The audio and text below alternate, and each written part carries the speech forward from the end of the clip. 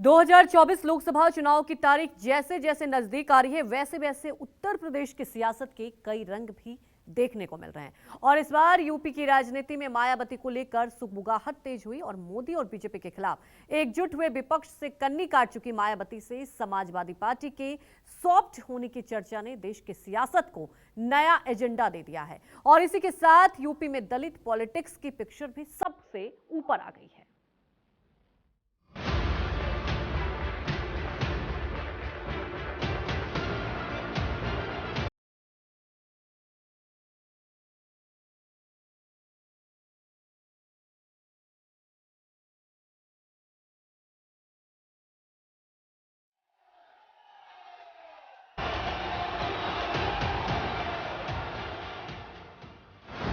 UP में दलित राजनीति गरमाई, एसपी ने माया से करीबी बनाई।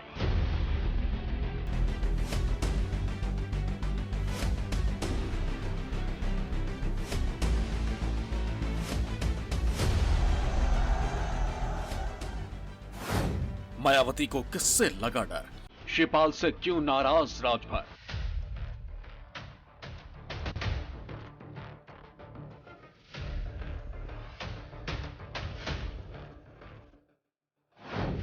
इंडिया में माया कितनी जरूरी? चुनाव से पहले फिर बढ़ेगी दुश्मनी।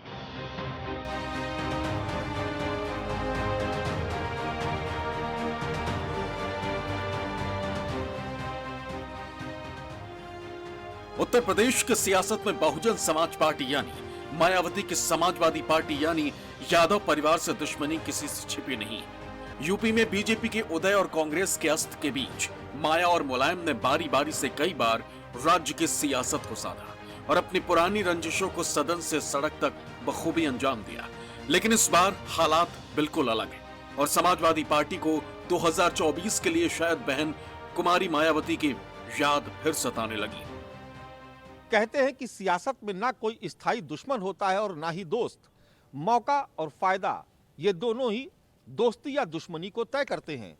2024 में मोदी और भारतीय जनता पार्टी का विजय रथ रोकने के लिए देश के तमाम विपक्षी दल एक साथ आ चुके हैं। लेकिन उत्तर प्रदेश में मायावती ने इंडिया और एनडीए दोनों से ही दूरी बनाकर यूपी की सियासत में एक नया त्रिकोणीय मुकाबला खड़ा कर दिया है। प्रधानमंत्री नरेंद्र मोदी की अगुवाई वाली एनडीए सरकार लगातार तीसरी बार सत्ता हासिल न कर पाए। विपक्षी गठजोड़ और एकजुटता का फिलहाल यही लक्ष्य है।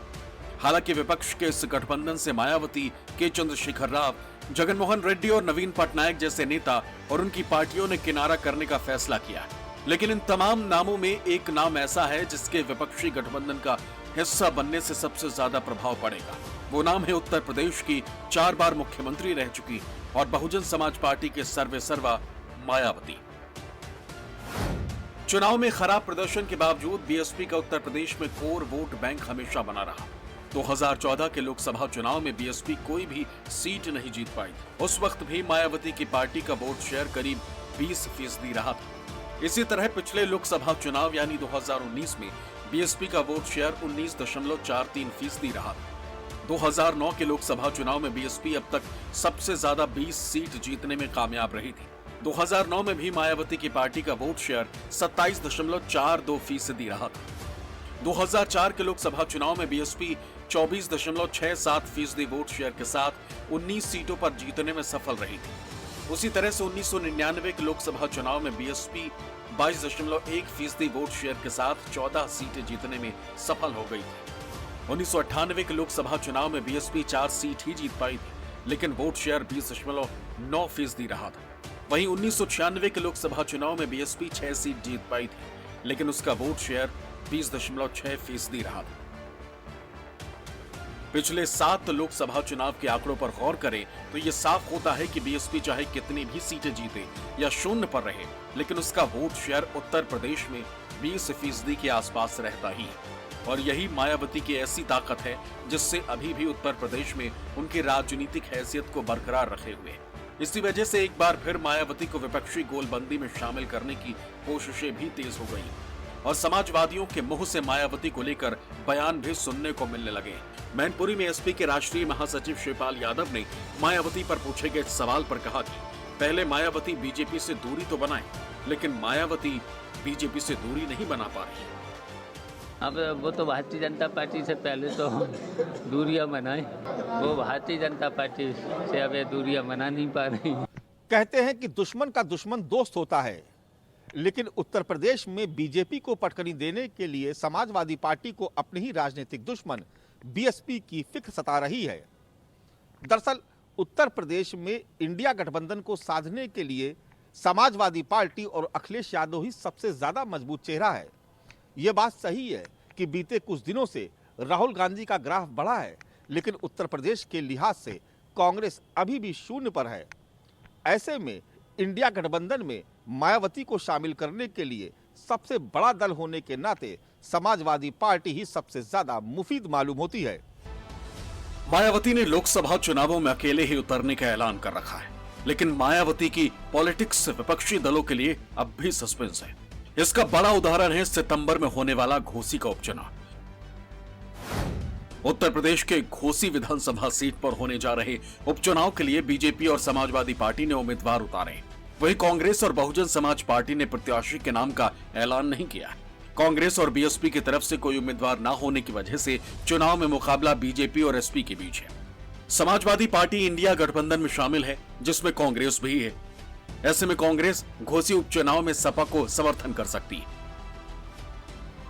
वहीं मायावती की बीएसपी न इंडिया गठबंधन और न ही एनडीए का हिस्सा है। ऐसे में मायावती की तरफ से घोसी उपचुनाव में उम्मीदवार नहीं उतारने के फैसले पर सपा के राष्ट्रीय महासचिव शिवपाल यादव ने हमला बोला।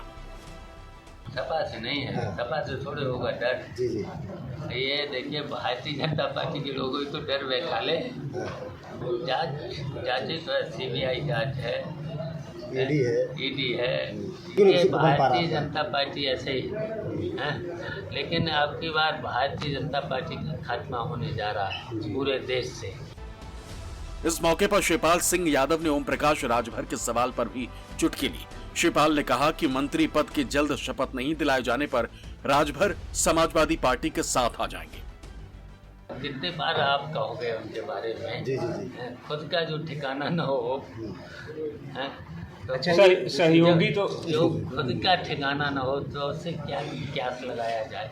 हमने खुद सिफारिश कर दी है विधानसभा में मुख्यमंत्री से, हमने जल्दी दिलाओ उनको सफर, नहीं तो जी हमारे पास आ जाएंगे। अब उत्तर प्रदेश में अखिलेश जी ने वो बीज बो दिया कि अब यादव मुख्यमंत्री नहीं बन सकता। कभी नहीं बनेगा। अब उनको बनाना पड़ेगा, पटेल को बनाना पड़ेगा, मौर्य को, चौहान को, बिंद को, निषाद को, राजभर को, तब सरकार में आ सकते हैं, वरना नहीं आ सकते।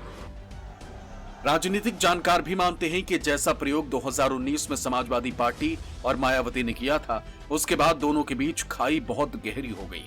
लिहाजा उम्मीद बहुत कम ही है कि दोनों एक साथ आए।